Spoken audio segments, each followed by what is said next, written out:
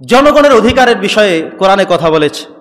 কোরআন বলেছে প্রত্যেকটি মানুষ জনগণ হিসেবে, সাধারণ মানুষ হিসেবে প্রত্যেকটি মানুষই রাষ্ট্রের থেকে কিছু মৌলিক অধিকার তারা পায় না? কথা বলেন, এই অধিকারগুলো, মৌলিক বিষয়গুলো আপনি কার ছেলে, কোন ধর্মের অনুসারী আপনি, কোন দল করেন আপনি, এগুলো কোনো দেখার বিষয় নয়। জনগণের অধিকার হলো যেই গুরুত্বপূর্ণ যেই কয়টা, এই কয়টা সবার জন্য সমান। আপনি স্কুলে গেলে জিজ্ঞাসা করতে পারবেন না যে তুমি কোন ধর্মের, কোন দল করে তোমার বাবা, তোমরা কোন দল সাপোর্ট করো, এ কথা বলার, জিজ্ঞাসা করার কোনো সুযোগ নাই। চিকিৎসা দিতে যখন আপনি চলে যাবেন হসপিটালে, জিজ্ঞাসা করবেন, আপনার নাম জিজ্ঞাসা করতে পারে, ঠিকানা জিজ্ঞাসা করতে পারে, কিন্তু কোন দল করেন সেজন্য আপনার চিকিৎসা নাই, এ কথা কোনো হসপিটাল বলতে পারবে না। ইসলামের যে মৌলিক বিষয়গুলো, ইসলাম এটাই শেখায় যে সবার জন্য রাষ্ট্র উন্মুক্ত, সব কিছু পাবে। যখন পাবে না, যখন দেবে না। আমরা এমনও দেখেছি আমাদের বাংলাদেশে যে নির্ধারিত কোনো একটি দল করার কারণে তাকে সুচিকিৎসায় বিদেশ যেতে দেওয়া হয়নি, অসংখ্য দিন চিকিৎসা তাকে করতে দেওয়া হয়নি, বন্দি করে রাখা হয়েছে। আছে না এমন?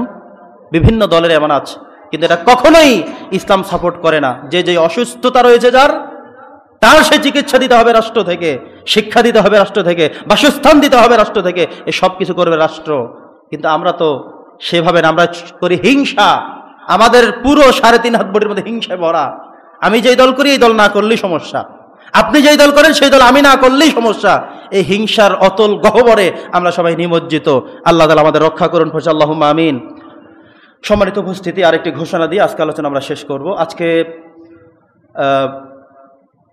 আমাদের আর 3 দিন পরে, অর্থাৎ আগস্ট মাসের 25 তারিখে রবিউল আউয়াল মাস চলে আসছে।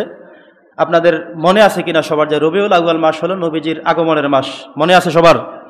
রবিউল আউয়াল মাস আসলেই বিভিন্ন মসজিদে সিরাতুন নবীর মাহফিল করা হয়, কিছু দুরুদের ব্যবস্থা করা হয়, মিলাদের আয়োজন করা হয়, নবীজির জীবন সংক্রান্ত বিষয়ে আলোচনার ব্যবস্থা করা হয়। তো আমাদের আর 3 দিন পরেই সোমবারে, আগস্ট মাসের 25 তারিখ সোমবার রবিউল আউয়াল। এটা অত্যন্ত গুরুত্বপূর্ণ একটি মাস, মহিমান্বিত একটি মাস। রমাদান মাসের পরে যে মাসগুলো বিভিন্ন কারণে গুরুত্বপূর্ণ, এটাও ঠিক এমন একটি গুরুত্বপূর্ণ মাস। তো এই রবিউল আউয়াল মাসকে কেন্দ্র করে নবীজির জীবন, নবীজির সিরাত নিয়ে বিভিন্নভাবে আমাদের আলোচনা, পর্যালোচনা করার সিদ্ধান্ত থাকে। আজকে আমি আপনাদের সবাইকে মনে করিয়ে দিলাম যে রবিউল আউয়াল মাস আর 3 দিন পরেই আগস্ট মাসের 25 তারিখ সোমবারে চলে আসছে।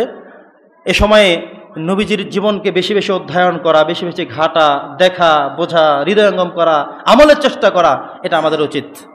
যেহেতু এটা নবীজির আগমনের মাস, নবীজির সিরাত থেকে আমরা যেন কোনো প্রোগ্রাম করে, সিম্পোজিয়াম করে আমরা যেন এখান থেকে উপকৃত অর্জন করতে পারি, নবীজির জীবনী থেকে আমরা যেন জীবন গঠন করার সিদ্ধান্ত নিতে পারি, এমন কিছু বিষয় যেন আমাদের এই মসজিদে অথবা আমরা আমাদের ব্যক্তিগত সাংগঠনিক যে কোনো জায়গায় এটা যেন প্রতিফলিত করতে পারি।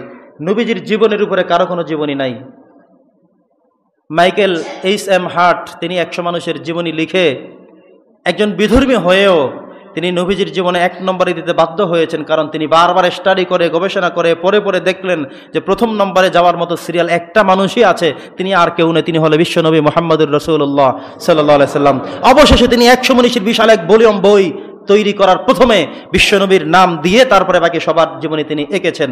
সুবহানাল্লাহ। যিনি একজন নন মুসলিম ছিলেন, মুসলিম নয় এমন একজন মানুষও, অর্থাৎ বিধর্মীদের কাছে নবীজি কেমন ছিলেন। প্রিয় উপস্থিতি, আমরা নবীজির জীবনী সংক্রান্ত জানবো। যারা বই পড়তে জানি, অভ্যাস আছে বই পড়বো, তাফসির থেকে পড়বো, কোরআন থেকে জানবো, না পারলে মোবাইলে অ্যাপস আছে, মোবাইল থেকে যারা নবীজির জীবনী বলে টান দেন, নবীজির চলার জীবন কেমন, নবীজির খাদ্য ম্যানুয়াল ছিল কেমন, নবীজির চুল রেখেছিল কেমন, নবীজির হায়াতের স্ত্রী জীবন ছিলেন কেমন, নবীজির সামাজিক জীবন ছিল কেমন, রাষ্ট্র জীবন ছিল কেমন, সার্চ করে এনে দেখেন, সেভাবে নিজেকে সাজানোর চেষ্টা করেন।